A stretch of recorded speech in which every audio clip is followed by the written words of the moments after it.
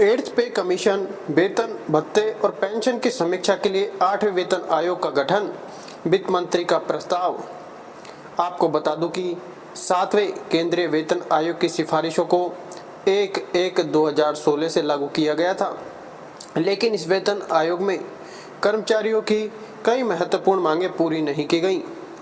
वर्तमान की आर्थिक स्थिति और बढ़ती महंगाई को देखते हुए 8वें केंद्रीय वेतन आयोग का गठन, एड्स पे कमीशन आवश्यक हो गया है, ताकि केंद्रीय सरकारी कर्मचारियों के वेतन, भत्ते और पेंशन की पुनः समीक्षा की जा सके।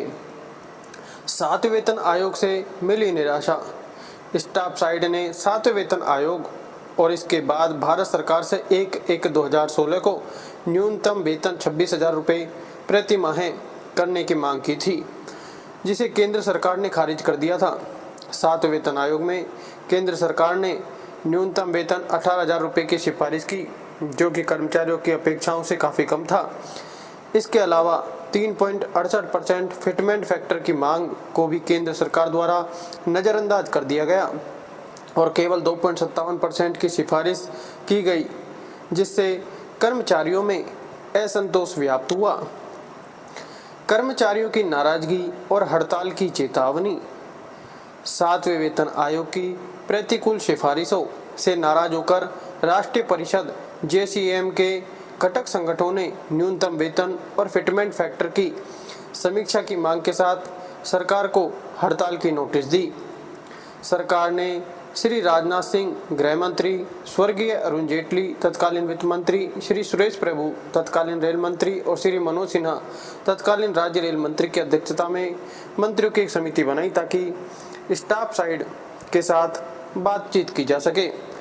उसके बाद चर्चा की गई और सरकार ने फिटमेंट और न्यूनतम वेतन बढ़ाने का आश्वासन दिया, जिसके कारण हड़ताल स्थगित कर दी गई। पर दुर्भाग्य से सरकार द्वारा न्यूनतम वेतन और फिटमेंट फैक्टर बढ़ाने के लिए कोई सकारात्मक कदम नहीं उठाया गया। महंगाई भत्ते में बढ़ोतरी और वास्तविकता में अंतर। महंगाई भत्ता DA कर्मचारियों और पेंशन भोगियों को वास्तविक मुद्रास्फीति की तुलना में कम प्रदान किया जा रहा है। 2016 से 2023 तक आवश्यक वस्तुओं की कीमतों में 80% से अधिक वृद्धि हुई है, जबकि 1/1/2024 तक केवल 50% DA प्रदान किया गया है।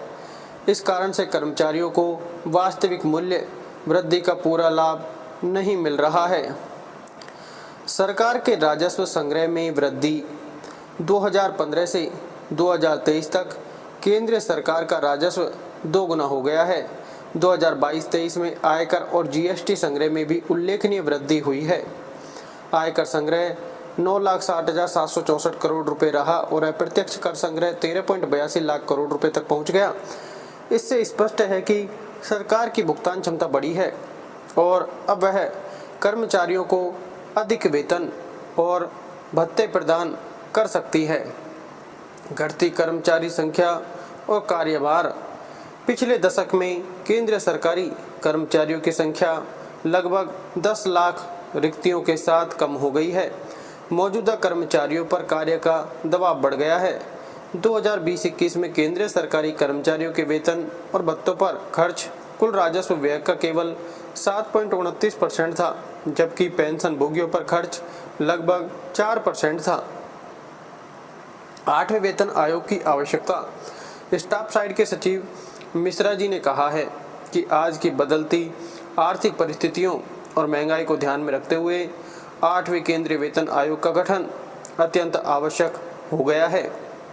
इस आयोग द्वारा वेतन, भत्ते और पेंशन की समीक्षा कर कर्मचारियों की आर्थिक स्थिति को बेहतर बनाया जा सकता है। यह न केवल कर्मचारियों के जीवन स्तर को ऊंचा उठाएगा, बल्कि उन्हें अपने कार्यों के प्रति अधिक प्रेरित करेगा। NPS और पेंशन प्रणाली। स्टाफ साइड के सचिव मिश्रा जी ने कहा है कि 20 लाख से अधिक केंद्रीय सरकारी कर्मचारी राष्ट्रीय पेंशन प्रणाली NPS के तहत आते हैं और हर महीने अपने बेसिक वेतन और DA का 10% NPS में योगदान करते हैं, जिससे उनके वास्तविक वेतन में कमी होती है।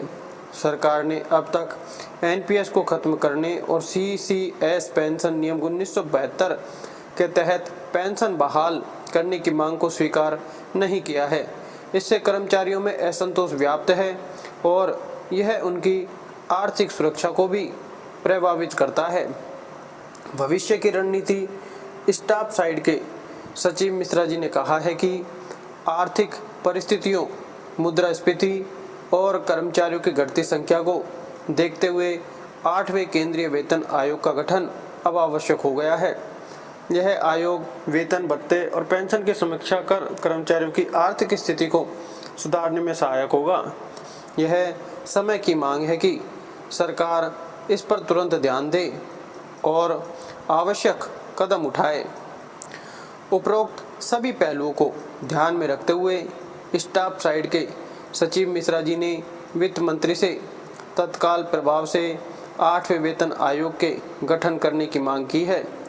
उनका कहना है कि अब समय आ गया है कि सरकार तुरंत 8वें केंद्रीय वेतन आयोग का गठन करे। इससे न केवल कर्मचारियों की आर्थिक स्थिति सुधरेगी, बल्कि वे अपने कर्तव्यों को और भी अधिक उत्साह के साथ पूरा कर सकेंगे। सरकार से अनुरोध है कि वह इस पर ध्यान दें और आवश्यक कदम उठाएं। ऐसी लेटेस्ट और अच्छी अपडेट्स के लिए और सपोर्ट्स के लिए चैनल को सब्सक्राइब जरूर करें। धन्यवाद।